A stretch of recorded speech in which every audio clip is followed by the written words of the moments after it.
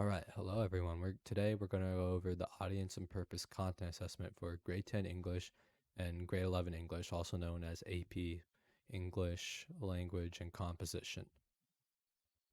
All right, so we're going to be throughout this video. The slides are going to be split by objective and grade, but for the first couple of objectives, I've combined them into one section, but after that, it'll be split. So we're going to start off with 10th grade objective 1, identify the author's purpose and intended audience, and 11th grade objectives 1 and 2, define and identify the primary and secondary audiences of a text. All right, so for the first slide, let's talk about author's purpose. So author's purpose is the reason the author has written, let's say, an article or created a video or anything like that, and slash or what the author's trying to achieve with that medium. So usually the author's purpose will fall under the three like more general categories, which are to persuade, to inform, and to entertain, but there can be like nuances to each of them, so it's not always going to just be specifically one of those, but usually it'll fall under at least an umbrella of one of those. And a text can have multiple of these purposes, but usually in these content assessments, you're going to want to try to find the one that text is where it's most apparent. For example, when the author's main purpose is to persuade, it can also be to inform, but they're informing you of something in the text or whatever it is to convince you in the end. So the primary purpose would be to persuade or to convince. And then let's talk about intended audience. So intended audience is who the author thinks will read the text they're writing about, or who the author thinks their purpose is targeted towards. A text can definitely have multiple different audiences, but usually you want to identify primary audience first and then secondary audience after, depending on, at least for the content assessment, depending on what the question is asking. So for a primary audience, the text is usually directly talking to, it's for whoever the text is directly talking to or is most likely to read or listen to the text. So let's say, or whoever is involved in the decision making of whatever text is speaking on. Like, for example, if the text is talking about, if text is like trying to convince like a parent to buy a toy for a child, the target primary audience would not be the child, because the child is not the one deciding to buy the toy, it's the parent. So the parent would be the primary audience. And for secondary audiences, it's who the text is indirectly talking to, or I guess second most likely to want to read, such listening to the text. But that part, you usually don't want to think about that because that can get confusing. So,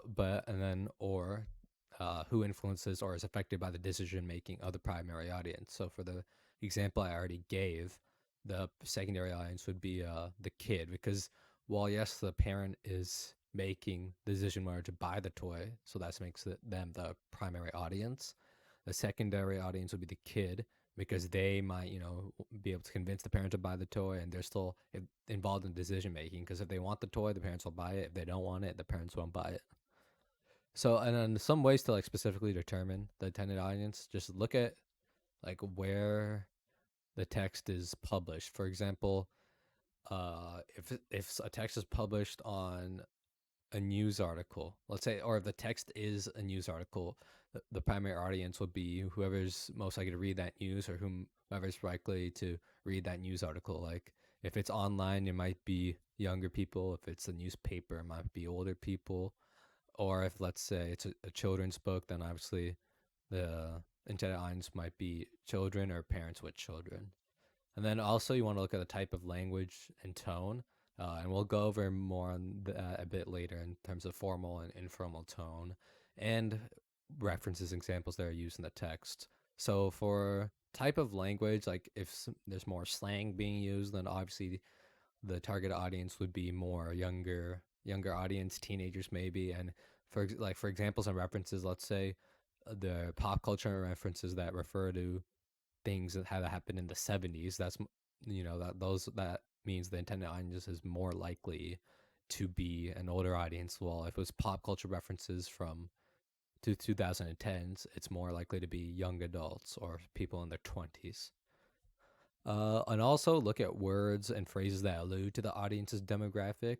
Like for for example, words or phrases that allude to the age or gender or like specific organization that the audience might be a part of, and what they already might know about what is being discussed. So if the words, or if, like, let's say you're reading an article and they mention specific let's say terms, that, let's say the article is something to do with law, and they're specific law terms that a regular person might not know, the intended audience is most likely, let's say, a lawyer, someone be in law school or something like that. And obviously, and another thing you want to look on is their current point of view on the text, like what the audience's current point of view on the text might be. Like, for example, if it, let's say, a smoking ad, you might automatically think, oh, like a smoking ad isn't an ad to stop people from smoking. You might automatically think that, oh, it's to make sure that the ad is targeted towards people who are smoking, but people who are already smoking are not likely to listen to an ad telling them not to smoke. So, with that, because their point of view is smoking, they want to do it. It's good for them, or it pleases them, or whatever. So the ad would be more targeted towards people maybe like deciding whether they want to smoke or not, because that point of view can be changed. All right, so we're gonna look at an example problem that's following up what we learned in the slides. So the question is, what is the secondary and primary audience along with the purpose of a text that is dubbed woman's right to suffrage? Okay, so here I'm not gonna read the text. I'm just gonna pause here, and I'll let you read the text for yourselves. All right, I hope you paused the video to read the text. I'm going to continue on with the explanation. So, and before we get started, this example problem is taken from the diagnostic of the audience and purpose 11 content assessment for 11th graders. But while the specific question does not ask for the purpose, like in the diagnostic, let's find the purpose, because that can always help with finding the audience. Let's narrow it down to inform, persuade, or entertain. I think we can cross out entertain, as it is a document about a serious topic explaining why, women deserve the right to vote. Uh, and yeah, it's a not like entertaining text can talk about serious matters, but that's usually only with satirical way, in a joking manner, and this is not what the text's goal is. You might want to be inclined to go inform, however, but that would also be wrong, because the passage is commentary from someone on this issue, which means there are opinions and bias involved. And usually, when you're just informing, it's more like a news report. Just your opinion's not there. You're just reporting on something and trying to inform the audience and let them make their own decisions. So that leaves us with to persuade, because the author of the text is trying to persuade their audience that women deserve the right to vote just as much as men do, not just to inform the audience that women don't have the right to vote, or why women did not have the right to vote back then when the text was written. Now, for the intended audience, let's cross out answer choice A. That says the United States government is the primary audience, and secondary audience is young women, because young women would be too narrow of an audience for secondary, because they're addressing women in general, women's right to suffrage. That affects all women, not just young women. And if anything, it would affect older women more, because young women could also mean children, and they're not affected by voting rights. So we can cross that out.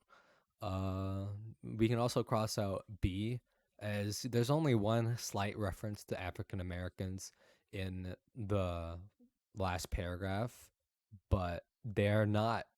It's not vital to the text or anything, and that's not what the text is not about African Americans' rights to vote. So that would not be a primary or a secondary audience.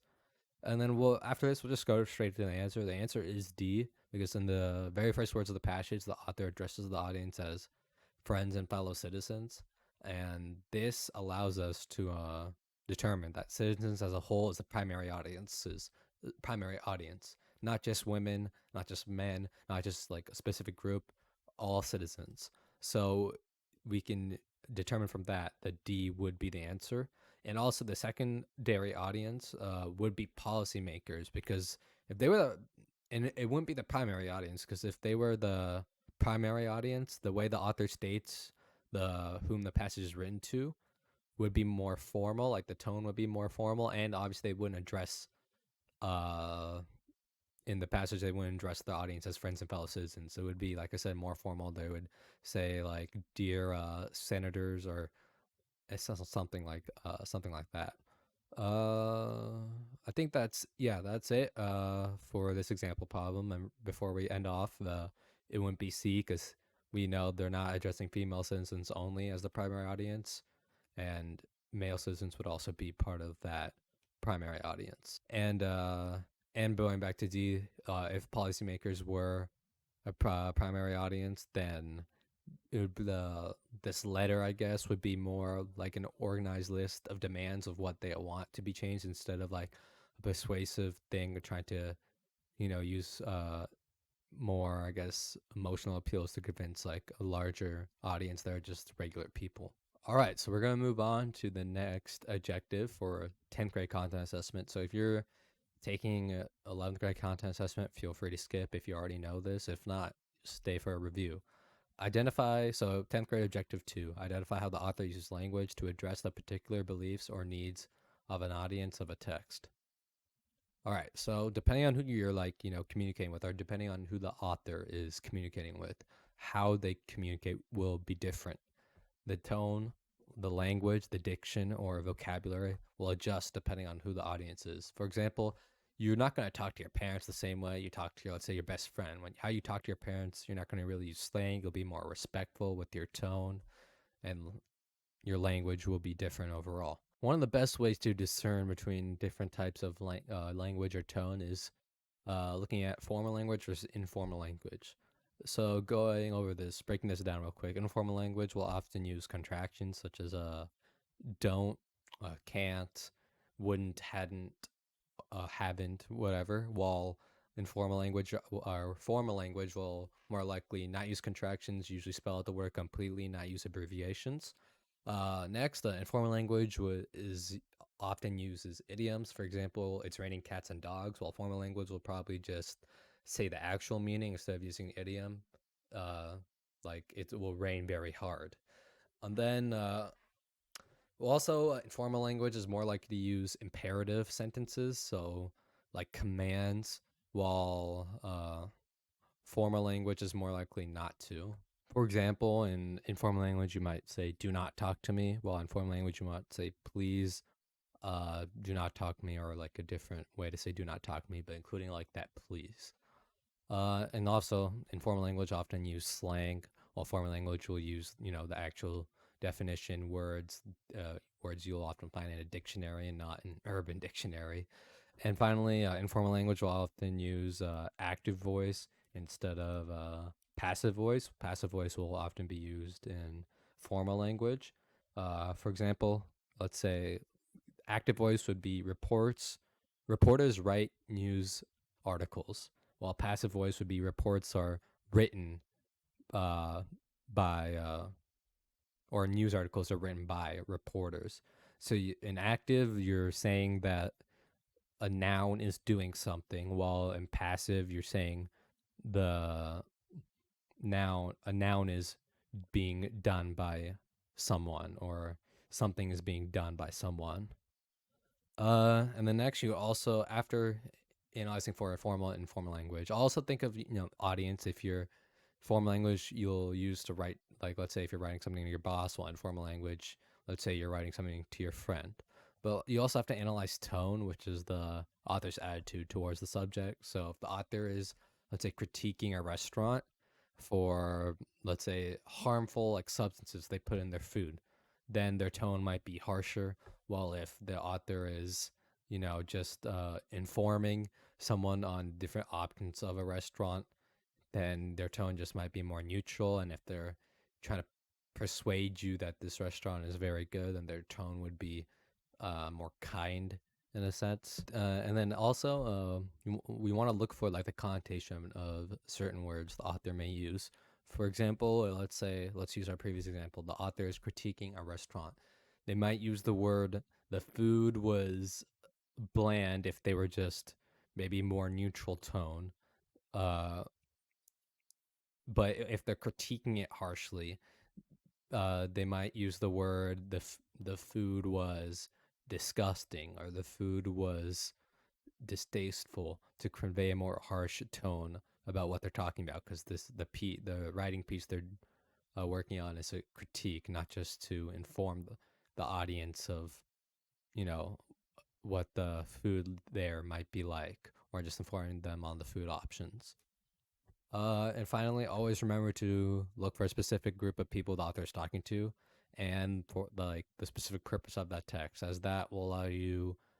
That'll be how the author says something or what they say. Like, obviously, we went over this in the previous objectives, like analyzing for purpose and intended audience. If you know those, then you can easily see like how the author's talking, or why the author may talk, or not talk, why the author may write certain things a certain way if you know the audience and if you know the purpose. All right. Next up, we are going to look at a quick example problem. Which of the quotations below appeals to the intended audience to take action? Again, I'm going to pause here, or you should pause the video and read the text, and then I'll go over the explanation. All right. So this is more of a simpler example you might come across, as we're not analyzing for tone, connotation, informal or formal language, etc. But the author, let's go over the text now. The author is talking to a group of people, uh, informing them about the struggles of Syrian children. Since the purpose in the question is asking asking you to look for to take action, we can assume that the author's talking to, like, let's say, other government bodies, because as their intended audience, as those are the people who can accept children into their countries. And then I guess from that we can also, if we look at it, the language is more formal, so that helps support the fact that this person is talking to other government bodies. But now we know the intended audience. You want to analyze each answer choice and see which of them applies to the purpose stated in question, which is to take action. So you want to look at the what's in each answer and see if that piece of dialogue would prompt a government body to take action. So let's go through them. A, border countries like Jordan, Lebanon, Turkey, Egypt, and Iraq are opening their doors and their schools to Syrian children. It's not the answer because it says certain schools have already opened their doors, so it's not prompting those countries to do it again, because they've already done it. So they've already taken action.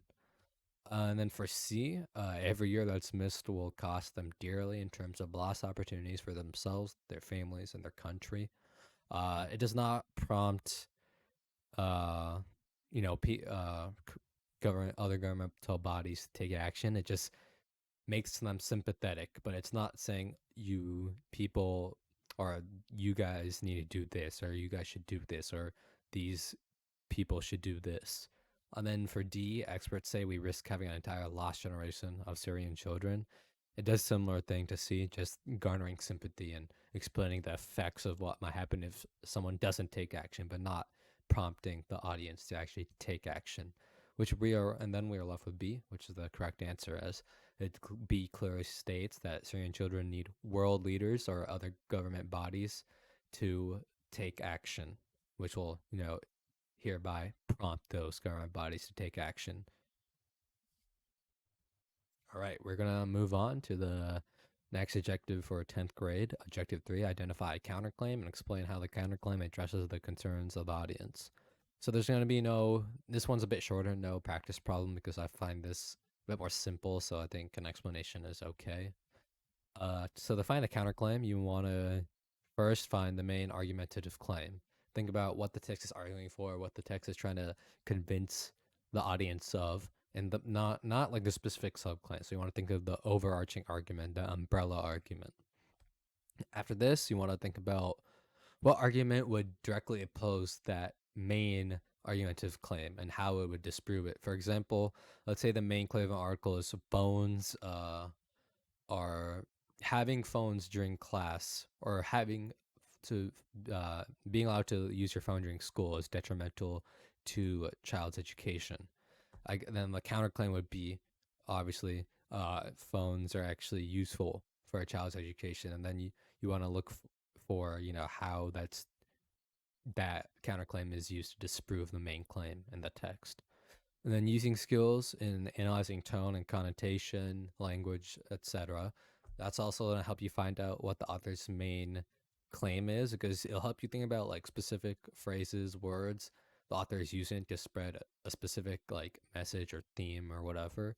And then you want to once you know those words or phrases, you want to think about what sentences or piece of evidence or phrases or whatever would be the opposite, if you want to like try to think of a counterclaim through that, because the counterclaim is the opposite to the main claim.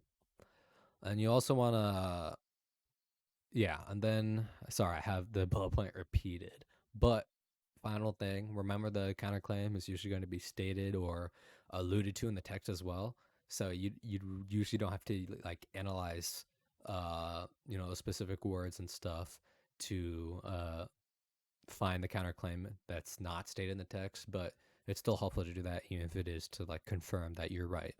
But and so like while you're scrolling through the text, you want to look for words like however, but, or just like other phrases that may allude to the author like changing opinions on a topic, and like identifying a differing opinion to what they're arguing for, and that's generally where the counterclaim is going to be. All right, we're going to move on to 11th grade objective 3. So if you're a 10th grader, you can click off now. You do not need to learn this objective. Identify the effects of a primary and secondary audience on an author's choice of rhetorical strategies. All right. So using the 3 classic appeals, pathos, logos, and ethos, which you guys have probably learned about before, you can find the rhetorical strategy the author is trying to use to convince their intended audience. For example, we've already used the example of a toy ad, so let's do it again. If a toy ad is showing a child joyfully holding the toy that is being advertised, the ad is targeting parents through the use of pathos. They're trying to send the message that if the parents, who are the primary audience, as we've already discerned previously, buy them that toy, the kids will feel happy, thereby making the parents feel better, making them think that they've done their job as a parent to make their kid happy. And then if you forgot what pathos, logos, and ethos are, here's a quick review. The pathos is strategy of drawing on audience emotions to persuade or argue for a certain thing. Logos, you're using statistics, evidence, logical reasoning to persuade or argue about something, so a bit of the opposite of pathos.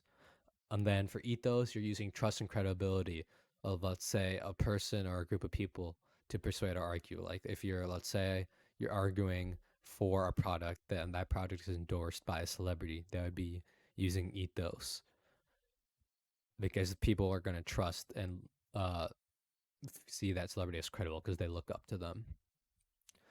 And in like this, you might not come across as often, especially in the content assessment, but in visual mediums like pictures, videos, etc., certain colors may be used to appeal to the audience. Like let's say if a campaign for a political candidate uses red, white, and blue, they're using those colors because of the American flag, and they're trying to appeal to the American audience.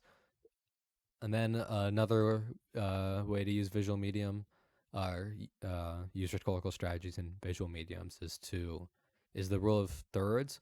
So in the rule of thirds, you draw a 3x3 grid over the picture or video or anything, and then you want to see where specific things are placed in the intersections when you draw the grid, and those are where the focuses of the picture or video are going to be, in those intersections. And then you'll know what the audience is trying to convince or persuade someone of, or anything like that. And then we're also finally, remember the question in the content assessment is usually going to tell you if you're analyzing for a primary or a secondary audience. If you know the audience from that, you can look for the words and phrases that are associated with the audience in the actual answer to find the answer from that. And you should also think about, out of all the answer choices and appeals in the answer choices, what which one would convince the audience to sway to whatever the author is saying. Like if different answer choices, you say pathos, ethos, logos, or if there's like two different pathos options, then thinking about for the audience given, think about which pathos argument or which ethos argument or whatever is going to appeal to the intended audience the most.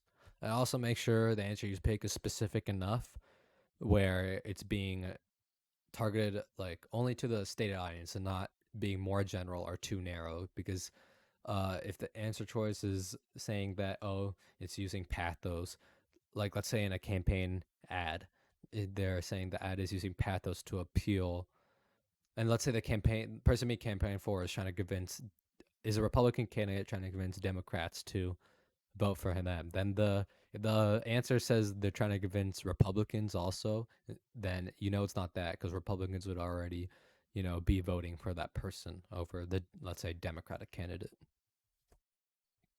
All right, so we're gonna use this example problem on visual medium. So the following, I put text image is an ad for a Microsoft Visual Studio. So knowing the the author's purpose in creating this ad for a primary audience of young or new developers, so that would be the primary audience stated, which of the following best describes the author's choice of strategies to communicate with that particular audience group? So the fact that the man, just straight off, you see Bill Gates, the fact that, and if we want to, it's not too relevant to this, but if we want to do rule of thirds, make the 3x3 grid, well, like here, you can see that Bill Gates' face is in the intersection. So when someone looks at the ad, they see Bill Gates straight away.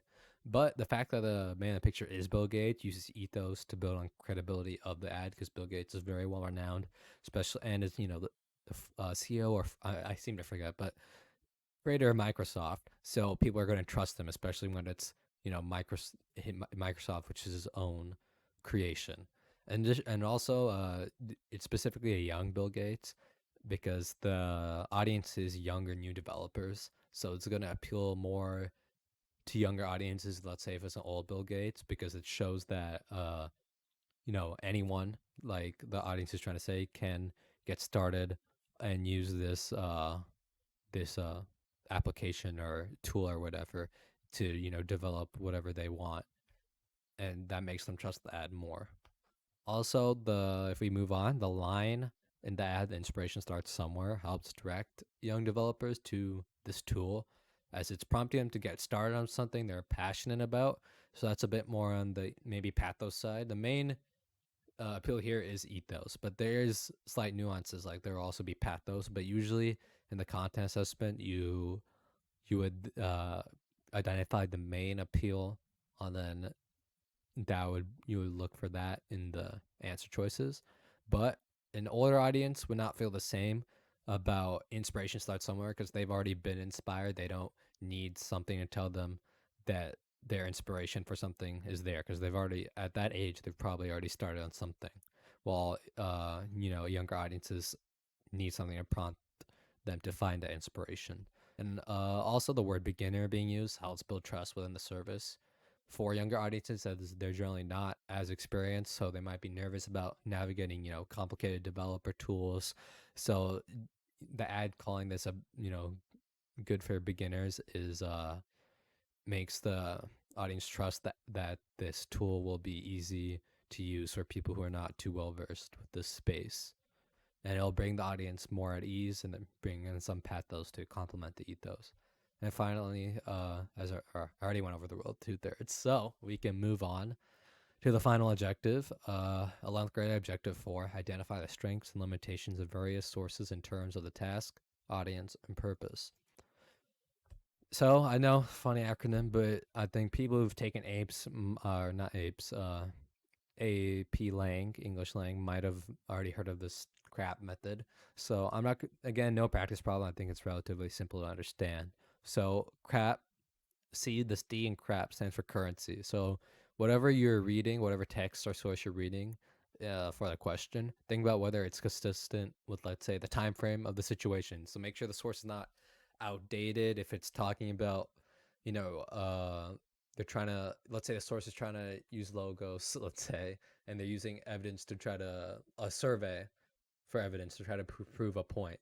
If the survey is from 2008 and this article or this source is written in 2020, then it would be outdated. So let's go back to it. So that would be a limitation of the source and it might not be relevant to what the question is asking in terms of that time frame. All right, for relevancy, does the source relate to the situation or intended audience? So if the question's asking, is a blog about fashion a relevant source for a student trying to write a persuasive essay on why a certain brand of clothing might have the best quality material, like their material for the clothing is the best, then is that a relevant source? No, because for the purpose, a blog would not suffice. And you also want to think about, is the source too narrow or too vague? You don't want to, like, if the source is, talking about a very wide topic, but you're trying to, but this, let's say the question's asking if, is it relevant to this specific question a student may be trying to answer, then no, the source would not be irrelevant. And I'm saying a student, I'm referencing a student because often the question in the content assessment will ask you, is this source what are the limitations of this source if a student is trying to do blah, blah, blah. And then let's move on to the next acronym, or authority. Do they have all the qualifications to write the source? So they, as in the author, does the author qualify to write about this topic? I mentioned the blog earlier. Let's say the blog is talking about, let's say a sports blog is critiquing on fashion. They're not qualified to critique fashion because they're a sports blog. They don't have the qualifications to write on that source. They don't have the background knowledge to write on that source. You want to think about that before when you're trying to look at the limitations of a source. And accuracy, may the author of the source be biased? So especially if it's like the purpose of a source may be to persuade, the source may not be accurate. So you would want to say the source is biased, and the source should be unbiased, or the source the student is looking for should be unbiased. And finally, purpose, depending on what type of source it is, does the source purpose align with the situation in the question? So that's very related to relevancy. So let's say let's say a student is using a TV show to prove a point about effect on technology on kids.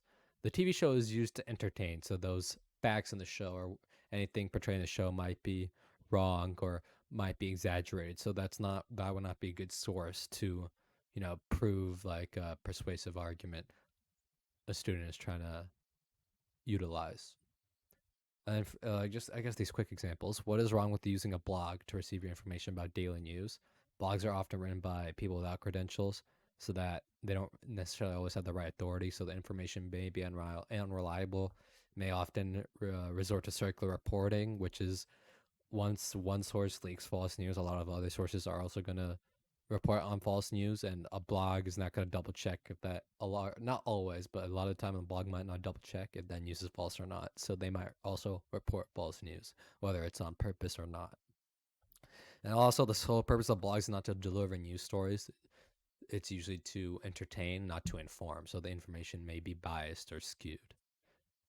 And that is it for the video. Thank you guys for listening. So for this far, I hope you guys learned what you need to learn for this content, or if it helped you. You can always skip past certain objectives if you're more comfortable with those, and then skip to the ones you might be more uncomfortable with.